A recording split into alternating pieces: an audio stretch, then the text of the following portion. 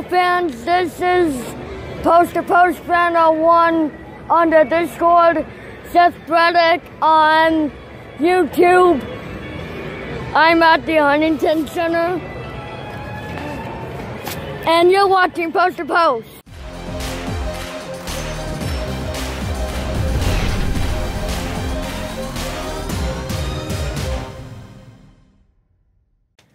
Hello and welcome to Post, the channel where we discuss all things hockey and all teams. And I know I released a video, I guess yesterday, today's Thursday, that I wouldn't be releasing any more videos for the next couple of days, but we had some free time here.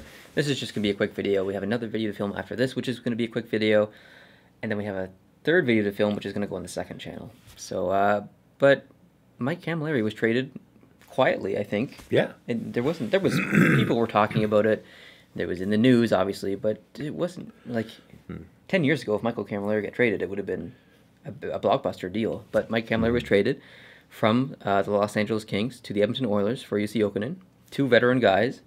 UC Jokinen is, let me have it written down, he's 34, Cammalleri is 35. They've been around a long time. They're both great players. They're both very smart hockey players. And I guess I'll just give my opinion straight away. I think it's a good trade for both teams because Cammalleri wasn't working out in LA. It was his second stint in LA. I think he started his career in Los Angeles, actually. He just wasn't working out, and I have some stats down here to go over. But Jokinen was doing okay in Edmonton, but not great. Not even good. He was just doing okay.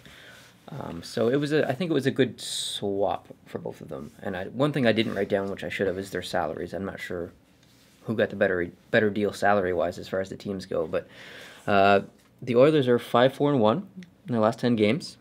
Kings, 5-4-1 in their last 10 games. Yeah. Kings are on a 3-game losing streak. Maybe felt a bit of an urgency to make a move just to switch things up a little bit. The Oilers are starting to get their steam and starting to get back into the competitive nature that they had last year.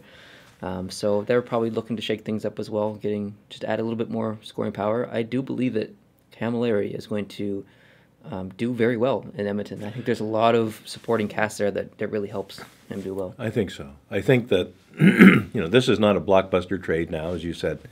So it's not a major shift for either team. It's not going to change their fortunes in a big way now. But I agree with you. I think Cammalleri is going to do well in Edmonton.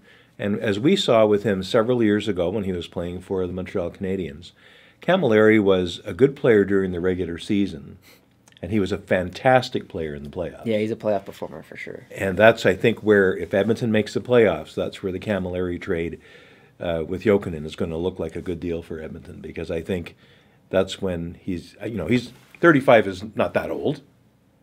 No, right? And Cammalleri is in pretty good shape, too, for his age, so that helps as well. He's a quick, fast, small player. He's I don't know if I would say a power play specialist, but he does have lots of experience on the power play. A lot of the teams that he's played for throughout his career have utilized him for his one-timer on that side there. He's a centerman, but I've seen him play the point on the power play. I've seen him play a wing on the power play. They load him up. He gets down on that one knee. And then fires it. Yeah. And he is able to pace himself throughout the regular season. He's not, let's say, like a Brendan Gallagher or a Marchand or someone like that, who just goes 108%, every game, 100 miles an hour, all the time. Cammalleri knows how to pace himself, and probably as he's getting older, he knows better how to pace himself, so that he has some gas in his tank when it does come time for the playoffs. Yeah. Now, of course, Edmonton has to get into the playoffs, and right now they're not. They're not. They're actually not even close, but no. I think they're going to turn it around. I think so, I'm too. very confident. They've got, I've picked them to win the Stanley Cup this year, so they better get going. I picked them to go to the Stanley Cup, so, yeah, just as bad, I guess. But, I just want to go over some statistical stuff. I think maybe some of this will surprise you. So the career stats, Cammalleri has 290 goals. Jokinen has 186. Cammalleri has 330 assists. Jokinen has 361 assists. Oh, yeah. So if you add that all up, Cammalleri has 620 points. Jokinen has 547. Camalleri's played 855 games. Jokinen's played 905 games. And the plus-minus, this one really shocked me. Cammalleri is a -50 in his career. What? And Jokinen's a +2. No kidding. So Jokinen is the more responsible player. as it it seems. Yeah. To here.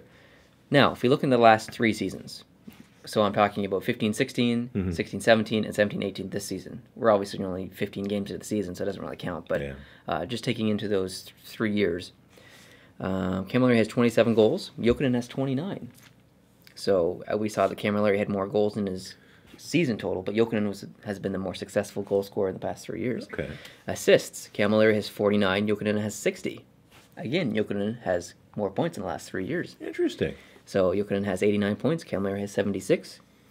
However, Jokinen has played 164 games, and Cammalleri has only played 118. Oh. So that probably plays into, obviously, with the point totals there. Okay. And they're both +7 in the past 3 years. So good for Cammalleri for getting out of his minuses. He's had a pretty good last 3 years, I guess, as far as +- goes. So I just thought that was interesting. That is interesting. I wouldn't actually wouldn't have pegged Cammalleri to be a minus player in his career, let alone a -50 player. So. And really, up until 3 years ago, he was a -57 player. Yeah, I guess. Wow. Yeah, I agree. I wouldn't see that. Was he a penalty kill specialist or something? Is there some I don't think so. reason for it? I don't know. I don't know. I don't ever remember seeing Cammalleri on the penalty kill. Like regularly. He was frequently on the power play because of that thing he's got. His hammer. Yeah. Yeah, I think that Jokinen will do well in LA as well. They're probably looking for a little bit more responsible players as well. They play a very structured game. So I think the trade works out for both teams. If you're a fan of either of the teams, I don't think you should be upset. Yeah. I think you should be happy. So having been a key player with Calgary for many seasons, Cammalleri being in Edmonton must have an interesting extra dynamic to it. Yeah, I think he played 1 season in Calgary. I thought he was with Calgary and then away and then back again with Calgary, but maybe I'm wrong. He was with LA for like 4 or 5 years. Then he went to Calgary. Then he went to Montreal for 3 years. Yeah. Then he went. Maybe he did go back to Calgary, and then maybe he went. Yeah, he was Calgary, to New Jersey, and then to. He played a full LA. season in Calgary at 08-09, and Montreal got him from Calgary. Right, and he played 3 years in Montreal. 3 years in Montreal, and then 3 more years back in Calgary. Oh, yeah, that's what I was missing. Yeah, so and now he's with Edmonton, and it's the Battle of Alberta, Cammalleri. So when they play Edmonton and Calgary play each other a lot in the season, so there will be interesting dramatic opportunities for him there, and I think that's great. It's a good change of scenery for both players. Yeah, LA must be a great place to play hockey, because you have some anonymity. It's a big town. That's true. Edmonton, you don't have any anonymity there, especially if you're Mike Cammalleri. And Edmonton Oilers fans have probably learned to not like Mike Cammalleri for a long time. That's a good point. That's a good point. Yeah. They're going to have to change their tune, just like I had to change my tune with the new coach of the Montreal Canadiens. After he coached with Boston for years and years and years, and all of a sudden we got Claude Julien now in Montreal, and I've had to totally retrain my brain to not hate the guy. But it works. So you're in agreement that the trade works both ways? I am. Okay, cool. It's not a big win-loss. Those numbers are not identical, but they're roughly equivalent. They're only a year apart in age. Their numbers are fairly equivalent, especially if you look at the goals per game and points per game. Cammalleri is lower in the last little while, but he's played quite a bit fewer games. So, and I don't know if that's was he a healthy scratch? Was he injured? I haven't really been following him. He was a healthy scratch for a little bit with New Jersey, I think. So that's something you got to worry about a little bit, I guess. Is has he been up to it?